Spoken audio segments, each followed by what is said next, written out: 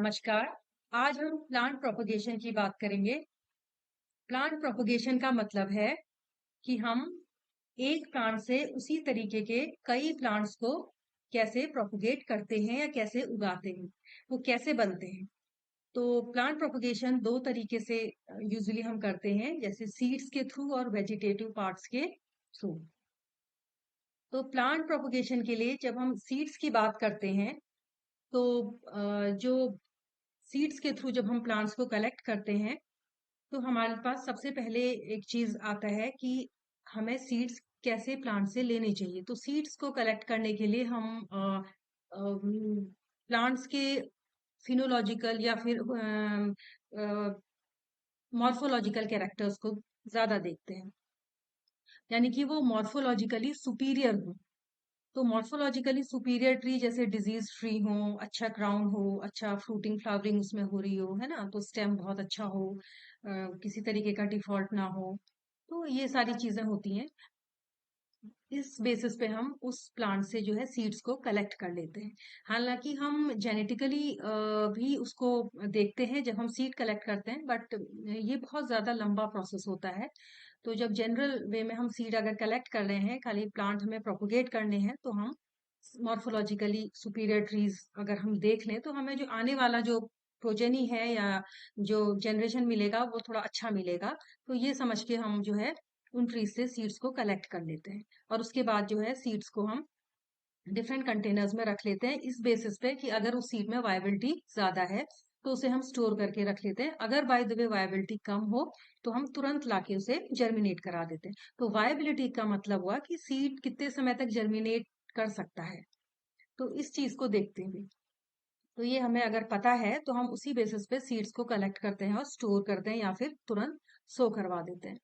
तो second method हमारा आता है वेजिटेटिव प्रोपोगेशन का। तो वेजिटेटिव प्रोपोगेशन में हम प्लांट्स के डिफरेंट पार्ट्स को लेते हैं, जैसे कटिंग्स को, ठीक है ना, रूट सकर्स और बहुत सारी होती हैं। तो कुछ मैंने यहाँ पे एक दो चीजों को जो है मैंने यहाँ पे ज्यादा एम्फेसिस किया है। जैसे मेन एक होती है कटिंग, जो ज्यादातर हम लोग लगाते हैं, मैंने उसी चीज को ज्यादा यहाँ पे फोकस किया है। तो कटिंग्स क्या होती हैं? कटिंग्स हम सिंपल प्लांट की जो शूट्स होती हैं, करंट शूट्स होती हैं प्लांट्स के, कभी कभी यूजुअली करंट शूट ही हम लेते हैं, या फर्स्ट ईयर या सेकेंड ईयर ग्रोथ कटिंग्स को हम लेते हैं और उनको कट करके सिंपली हम ले आते हैं। तो स्कैटर एक एपरेटस हमारे पास होता है जो कि प्लांट कट करने के काम आता है, उससे हम कटिंग्स को लेके लेके आते हैं और उसे जो है डिफरेंट मिक्सचर जैसे सॉइल सैंड या सैंड उसमें जो है लगा देते हैं, ठीक है ना। तो उसमें थोड़ी सी लीव्स भी होनी चाहिए कटिंग्स पे। तो थोड़ी जैसे ये पिक्चर में दिखाया गया है यहाँ पे, तो ये लीव सहित हम कटिंग को चाहे मिस चैम्बर में लगाएं या किसी क्यारी में या किसी भी तरीके से लगाएं, हम इसे लगा देते हैं, ठीक है। और जब इसमें रूटिंग हो जाती है तो इसको निकाल देते हैं। यूजुअली सैंड में अगर हम लगाएंगे तो सैंड में क्या होता है, इजीली होता है रूट्स को पूरा बाहर निकालना। मिट्टी में रूट्स जो होती हैं वो सॉइल को बाइंड कर देती हैं, तो कभी कभी टूट सकती हैं, डिस्टर्ब हो सकती हैं। और इसके अलावा नीचे देखिए किस तरीके से कटिंग में हमारी रूटिंग हुई है। तो नीचे वाली में जिस कटिंग में रूटिंग हुई है उसे निकाल के हम जो है बाहर क्यारी में या कहीं पे लगा देते हैं, अगर नर्सरी हमारे पास है। और अगर फील्ड में हम देखते हैं तो इस कटिंग में जिसमें रूटिंग हुई है वो फर्दर जो है ग्रो करती है, अपना सीडलिंग सैपलिंग और सारी स्टेजेस ले लेती है। उसके बाद सेकंड आता है, हम जो सेकंड प्रोपोगेशन की जो मेथड है उसको कहते हैं लेयरिंग।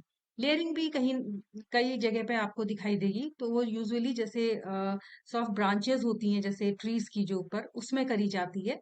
तो उसमें हम क्या करते हैं कि बाग को रिमूव कर देते हैं, और उसमें आप ये पिक्चर में देख रहे होंगे, तो ट्री की बाग में ये किया गया है ऊपर वाली पिक्चर में, ठीक है। उसके बाद उसे मॉस से जो है रैप कर दिया गया है और पॉलिथीन से बांध दिया गया है।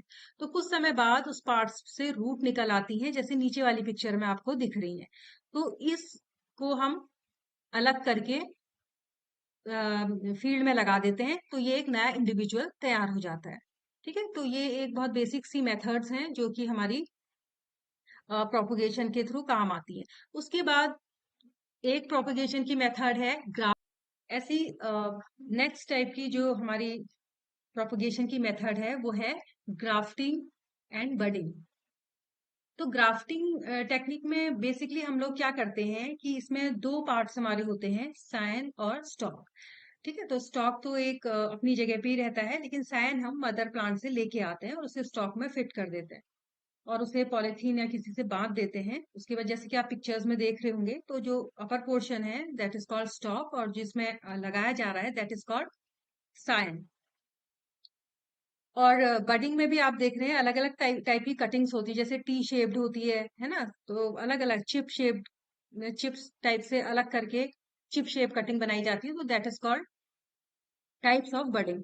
तो बडिंग में भी इसी तरीके से जो है हम काट देते हैं, कट लगाते हैं, और बड को लेके, चाहे लीफ बड या कोई भी ऐसी बड लेके आएंगे जो कि उसमें हम इंसर्ट कर देते हैं। फाइनली वो स्प्राउट हो जाती है और एक नया इंडिविजुअल बन जाता है। ऐसे ग्राफ्टिंग में भी जहाँ पे हम उसको बांध देते हैं तो टिश्यूज अटैच हो जाते हैं फाइनली, और क्या होता है, एक नया इंडिविजुअल बन जाता है। तो ये एक नए तरीके की, डिफरेंट तरीके की हमारी टेक्निक है।